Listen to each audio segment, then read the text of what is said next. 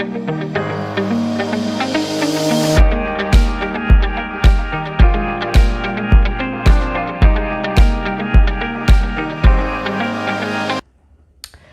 Friends, welcome to मंजिल।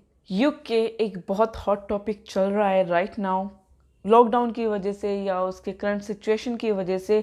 But अगर मैं स्टूडेंट वीज़ा की बात को छोड़कर अगर मैं पीएसडब्ल्यू की बात करूं और स्पाउस वीज़ा की बात करूं तो नंबर ऑफ़ क्वेश्चन अराइज होकर आते हैं, स्पेशली पीएसडब्ल्यू को, क्योंकि बहुत सारे स्टूडेंट्स जो हैं, बहुत सारे क्या ऑलमोस्ट स्टूडेंट्स जो हैं वो पीएसडब्ल्यू और पीआर की फॉर्मेशन के लिए ही वहाँ पढ़ने जाते हैं। हालांकि यूके में पीआर अप्लाई करनी थोड़ी सी मुश्किल है as respective to Canada, but फिर भी यूके जो है जाना जाता है उसके number of benefits and scholarships के कारण, प्लस उसके स्पाउस वीज़ा के कारण। सो आज की इस वीडियो में हम डिस्कस करेंगे पीएसडब्ल्यू को लेकर एंड स्पाउस वीज़ा को लेकर। तो अगर आपको इसके रिगार्डिंग कोई भी प्रॉब्लम्स या क्वेश्चंस हैं तो ये वीडियो आप लास्ट तक भी देख सकते हैं।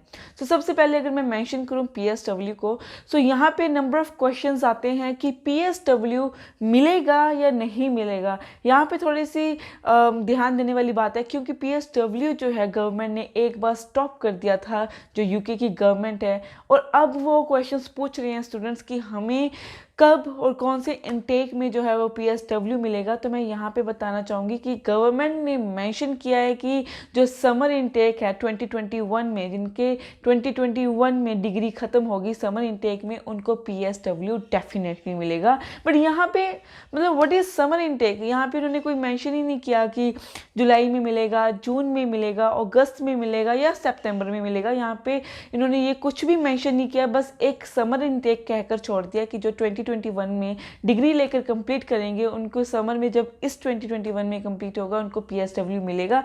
और यहाँ पे इसलिए क्वेश्चन आया था कि अगर जिनकी मई और जून में ख़त्म हो रही है तो क्या उनको पीएसडब्ल्यू मिलेगा। एंड मेरे अकॉर्डिंग आई होप्स उनको मिलना चाहिए, क्योंकि वो भी समर इनटेक के अकॉर्डिंग ही आता है। एंड यहाँ पे जो दूसरा क्वेश्चन उन्होंने पूछा था कि क्या गवर्नमेंट जो कह रही है पीएसडब्ल्यू मिलेगा, क्या वो डेफिनेटली मिलेगा। तो यहाँ पे मैं आपको क्लैरिफाई करना चाहती हूँ कि अगर यूके की गवर्नमेंट आपको कह रही है कि आपको समर इनटेक में पीएसडब्ल्यू मिलेगा, तो डू नॉट वरी, आपको ज़रूर मिलेगा। क्योंकि अगर उनकी गवर्नमेंट ये आपको कह रही है तो सिर्फ आपको सिर्फ आगे बढ़ाने के लिए नहीं कह रही है, जानबूझकर नहीं कह रही, वो डेफिनेटली आपको पीएसडब्ल्यू देंगे।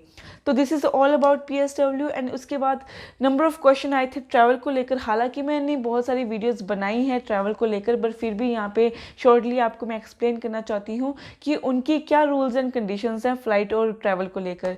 सो उन्होंने यही कहा था कि बिफोर बोर्डिंग जो है आपके पास 72 आवर्स से पहले नेगेटिव कोविड रिपोर्ट होनी चाहिए।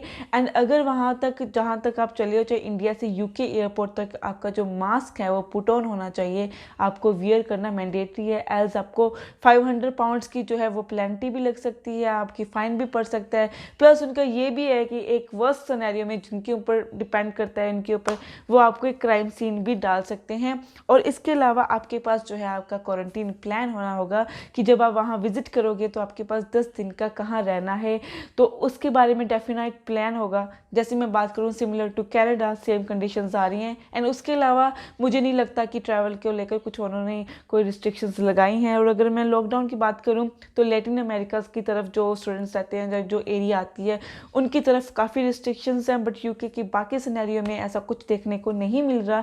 इरिस्पेक्टिव नंबर ऑफ केसेस बहुत बढ़ रहे हैं, वो अलग बात है, बट ट्रैवल को लेकर उनकी कोई और अपडेट नहीं है।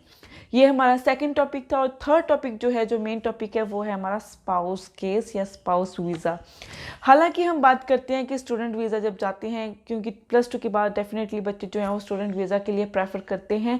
बट यहाँ पे मैं आपको बताना चाहती हूँ कि जो स्पाउस वीज़ा है, कनाडा की बात हम अगली वीडियो में किसी और दिन करेंगे, बट यहाँ पे यूके की अगर मैं बात करूँ तो जो स्पाउस वीज़ा है उसे बहुत बेनिफिशियल वीज़ा माना जाते हैं। यहाँ पे क्वेश्चन आता है वाई। तो यहाँ पे क्या होता है कि अगर स्पाउस वीज़ा लगता है हस्बैंड का तो वाइफ डिपेंडेंट होती है, अगर वाइफ का लगता है तो हस्बैंड डिपेंडेंट होती है। और जहाँ यूके में जो डिपेंडेंट है उनको बहुत बेनिफिट्स हैं।